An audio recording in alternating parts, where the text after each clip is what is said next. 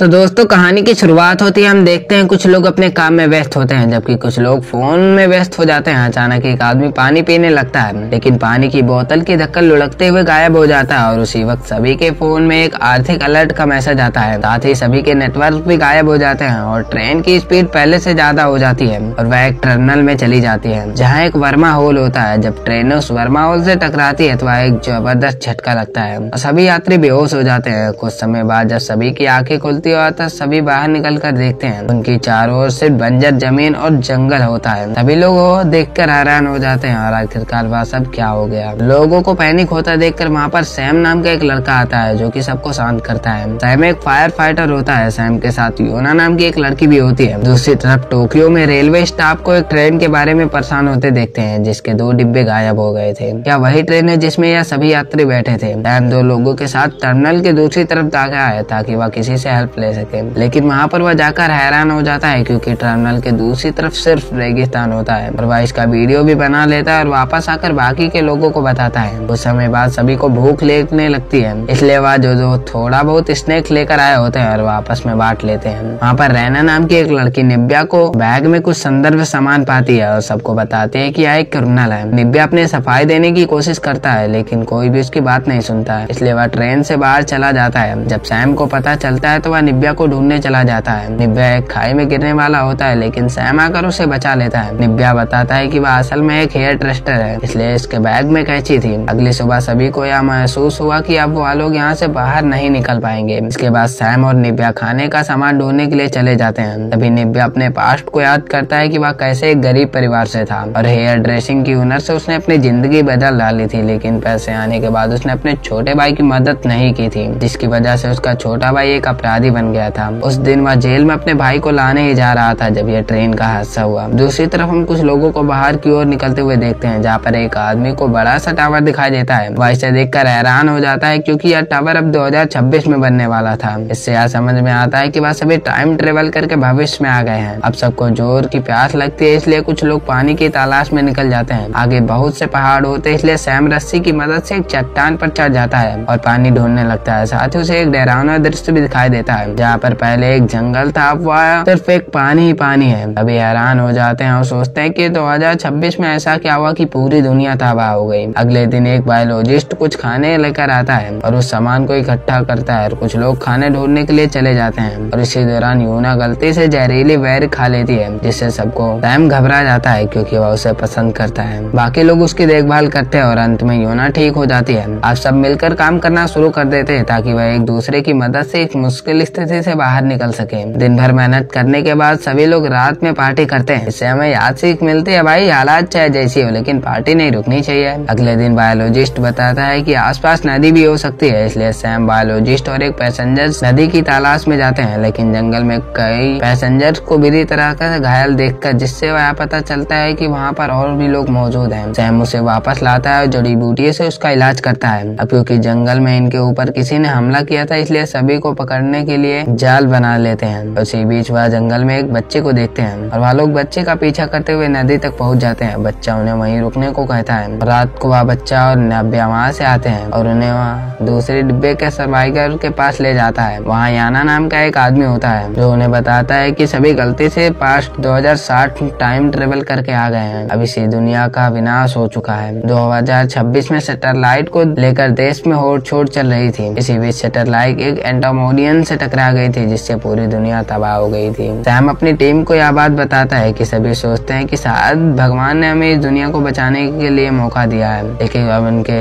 लिए मुसीबत यह थी कि वह पास्ट में वापस कैसे जाएंगे। अगले दिन सभी तालाब में नहाते हैं और मछलियां पकड़कर खाते हैं। एक दिन रैना और यूना के बीच बहस हो जाती है और गुस्से में रैना यूना को धक्का देकर गड्ढे में गिरा देती है, लेकिन वहाँ पर एक लाश को देखकर वह दोनों डर जाते हैं। रैना भागते हुए सफल हो जाती है लेकिन यूना को दूसरे ग्रुप के लोग पकड़ लेते हैं। रैना सैम को आकर और बाकी सदस्यों को सब बात बता देती है। सैम नब्या और अन्य लोगों को यूना के ढूंढने के लिए निकल जाता है और वह याम नाम से बात करता है लेकिन वह यूना के बारे में कुछ भी नहीं बताता है। सैम को शक हो जाता है कि याम उसे कुछ तो छिपा रहा है। याम उसे बताता है कि जब कुछ लोग यहाँ पर आए थे तो वह एक आदमी पागल हो जाता है, सभी पर हमला करने लगता है। तभी उसने उस आदमी के सेल्फ डिफेक्टर माइंड से उससे मार दिया था क्योंकि वह उस पर हमला कर रहा था और वह जंगल में उसी की लाश थी। आदमी की थे। इसके बाद बाकी के लोग उसे अपना लीडर मानने लगे थे। दूसरी ओर यूना किसी तरह बचकर एक शिप में पहुंच जाती है, जहाँ पर गुंडा भी उसका पीछा कर रहे होते हैं। जिस शिप में वह थी वहाँ पर यामा आता है। वह देखता है कि रेडियो के तार कटे हुए होते हैं, फिर भी यामा सिग्नल मिलने का नाटक कर रहा होता है और वह उसकी सच्चाई सबको बताने की कोशिश करती है, लेकिन यामा उसे भाग कर वहाँ से भाग जाता है। इधर सैम के ग्रुप ने हथियार बना लिया था, लेकिन उससे पहले दूसरे ग्रुप के लोग उस पर पहले ही हमला कर देते हैं और वहाँ पर दोनों ग्रुप के बीच काफी तगड़ी फाइटिंग होने लगती है। लेकिन यूमा आकर यामा की सभी सच्चाई सबके सामने बता देती है। इसे भी वह लड़ाई रुक जाती है और यामा सबको लगता है कि उसने यह सब इसलिए किया था ताकि उनके बीच पास्ट में जाने की एक उम्मीद बची हो। लेकिन यामा अब अपनी लीडरशिप छोड़कर वहाँ से चला जाता है। वह 2023 में एक वैज्ञानिक ट्रेन के बारे में रिसर्च कर रहा होता है। उसे पता चलता है कि ट्रेन सुपरनोवा विस्फोटक की वजह से टाइम ट्रेवल कर गई है। जब एक तारा अपने जीवन के अंत पर पहुंचता है तो वह फाटकर बहुत अधिक ऊर्जा देता है। इसी पुराने सोवर्स की वजह से इस विस्फोटक के द्वारा जबरदस्त ऊर्जा रिलीज हुई है और सुपरनोवा विस्फोटक से पैदा हुए 2023 से 2066 के टाइम ट्रेवल में जोड़ दिया गया है, जिससे वर्मा हॉल ने ट्रेन को समय के भीतर खींच लिया है और उसी भविष्य में 2060 में ये लोग पहुंच गए हैं। दूसरी तरफ जब सभी लोग ट्रेन के बाहर थे तब वह एक बहुत भयंकर तूफान आता है। सभी लोग डिब्बे में वापस लौट जाते हैं। एक आदमी इमरजेंसी गेट खोलता है, तभी उसे टनल में चला जाता है। तभी उसे वहाँ पर वर्मा हॉल दिखाई देता है। असल में जब तूफान आता है तो वहाँ पर सुपरनोवा की एनर्जी के बीच प्रभाव होता है, एक्टिव हुआ कर देता है। एनर्जी से वर्मा हॉल खुल जाता है और वह वापस उसी में खींचकर अपनी तरफ खींच लेता है। इससे सभी को समझ आ जाता है कि वह वर्मा हॉल से वापस उस ऊर्जा से वापस वह लोग जा सकते हैं। उन्हें उस ऊर्जा को बनाने के लिए एक ठोस वस्तुओं की जरूरत है। तभी लोग एक पावर हाउस खोजते हैं और उस घंटों की मेहनत के बाद वर्मा हॉल बना लेते हैं। तो इसके बाद सभी ट्रेन में चढ़कर अपने समय में लौटने की कोशिश करते हैं। याची वहाँ पर रुकने का फैसला करता है, इसलिए वह बाकी लोगों को आखिरी सलाम देता है। वर्मा हॉल के अंदर वह लोग चले जाते हैं। जब सभी होश आता है तो वह देखते हैं वह 2026 में पहुंच चुके हैं, यानी अब दुनिया तबाह होने वाली है। वह सरकार को समझाने की कोशिश करते हैं, लेकिन उनकी बात पर कोई भी यकीन नहीं करता है। यह खबर तेजी से फैली जा रही थी और उनका मेडिकल टेस्ट भी किया जाता है, जिससे स्पष्ट होता है कि वह 2023 में गायब हुए यात्री है। इसके बाद एक वैज्ञानिक जो